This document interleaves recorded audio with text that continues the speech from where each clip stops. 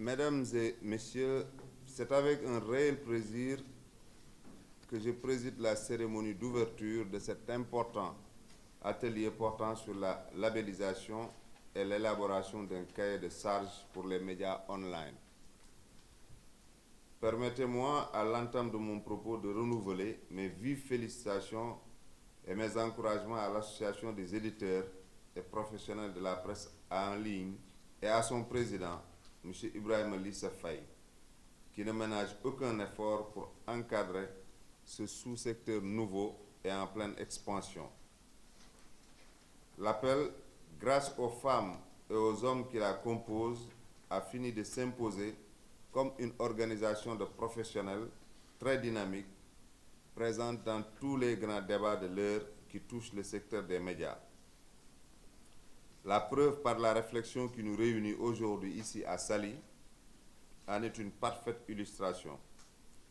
Cette réflexion illustre, une fois encore, l'engagement qui a toujours été le vôtre pour une pratique professionnelle et responsable du journalisme.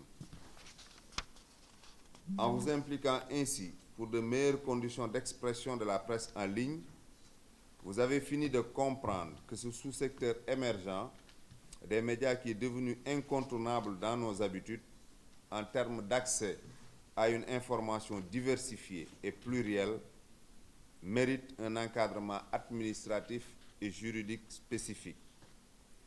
Mesdames et Messieurs, le présent atelier portant sur la labellisation et l'élaboration d'un cahier de charges pour les médias online fait suite à plusieurs autres rencontres du genre organisées par l'Appel. Je rappellerai tout simplement celle de novembre 2014, consacrée à la régulation et au modèle économique de la presse en ligne, à laquelle nos services ont participé. Le dit atelier a posé d'importants jalons pour la réglementation de la presse en ligne, avec la proposition d'un projet de charte qui définit clairement les devoirs et les droits des journalistes de ce sous-secteur nouveau et émergent. L'atelier de novembre a permis aussi de faire d'intéressantes propositions en perspective de la réécriture du projet de code de la presse, notamment sur la partie qui concerne la presse en ligne. Le présent séminaire est la conséquence logique de ce travail remarquable. Il vous permettra de vous pencher pendant 3 jours sur d'autres questions non moins importantes pour le sous-secteur. L'objectif, vous l'avez dit, Monsieur le Président, est de relever le niveau de professionnalisme de la presse en ligne en mettant en place un mécanisme de labellisation qui va s'appuyer sur un cahier des charges et une charte d'éthique et de déontologie.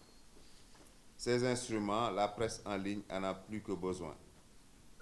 Certes, parmi les acteurs que vous êtes, nous en connaissons beaucoup dont le professionnalisme et le sens des responsabilités ne souffrent d'aucune contestation. Par contre, il y a à côté d'autres intervenants qui ont investi la presse en ligne en ne fournissant aucun effort pour connaître et respecter les règles les plus élémentaires de la profession. De cette légèreté, nous constatons tous les jours, des dérives répétées et des atteintes graves à la vie privée des personnes avec parfois une volonté à peine voilée de nuire. Ce sont ces genres de comportements que l'Appel doit éradiquer en encadrant davantage le sous-secteur. Mesdames et Messieurs, cet engagement dont l'Appel ne cesse de faire montre pour une presse assainie, professionnelle, libre, indépendante et forte, nous le partageons avec vous. L'État du Sénégal, à travers le ministère en charge de la communication, a fini de prendre toutes les dispositions nécessaires pour doter rapidement la presse sénégalaise d'un nouveau cadre juridique et réglementaire adapté. De ce fait, nous comptons organiser un séminaire de partage qui réunira tous les acteurs de la presse, des parlementaires, des juristes et de la société civile pour parvenir au vote avant la fin de l'année 2016 du projet de code de la presse. Et nous sommes confiants quant à l'atteinte de ce résultat.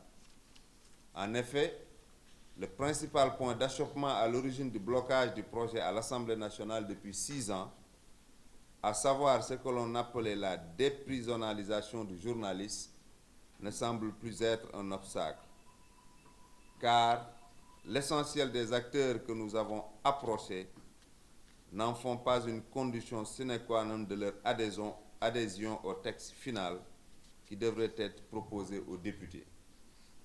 D'ailleurs, cette question de la déprisonnalisation est elle-même une priorité pour nous, le Sénégal. Je ne le pense pas. En effet, le journaliste sénégalais n'a plus cette crainte d'aller en prison pour son travail de journaliste. Aucun journaliste n'est allé en prison dans notre pays depuis une décennie. Même si les dérives ne manquent pas, il faut le reconnaître. C'est pourquoi les priorités, à mon avis, sont ailleurs. Il s'agit plutôt, dans ce qui nous semble essentiel, dans ce qui nous semble être essentiel, aujourd'hui, de parvenir à un statut clair du journaliste et du technicien de la communication sociale, de mettre en place des mécanismes qui tireront le journaliste et ce technicien de la communication sociale de la précarité dans laquelle ils vivent et exercent la profession.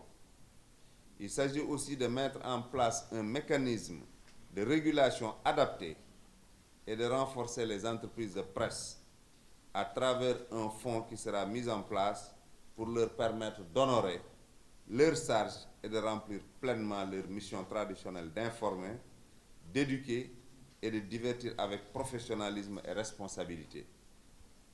Les réponses à toutes ces questions, nous les trouvons dans le projet de code de la presse, dont l'objectif principal est, je le rappelle, d'assainir la profession de journaliste, de renforcer les entreprises de presse et d'assurer le droit du public à une information plurielle, respectueuse de la vie privée, des institutions de la République et des bonnes mœurs. Mesdames et messieurs, par ces mots, je réaffirme notre engagement à vos côtés et notre pleine participation à vos travaux. Nous attendons avec beaucoup d'impatience les conclusions qui en sortiront. Ces conclusions, nous pensons qu'elles seront de qualité et qu'elles vont contribuer de façon significative à l'amélioration de l'exercice de la profession de journaliste, le journalisme en ligne en particulier. Nous sommes persuadés aussi qu'elles seront d'un grand apport dans la réforme globale que notre pays a engagée dans le domaine de la presse, un secteur fondamental pour la consolidation de la démocratie et l'épanouissement de nos concitoyens. Mesdames et messieurs, c'est par ces mots d'espoir que je voudrais terminer mon propos. Il ne reste plus qu'à souhaiter à chacun d'entre vous un très bon séjour à Saly et un plein succès à vos travaux. Sur ce, je déclare ouvert l'atelier portant sur la labellisation et l'élaboration d'un cahier de charges pour les médias en ligne et vous remercie de votre aimable attention.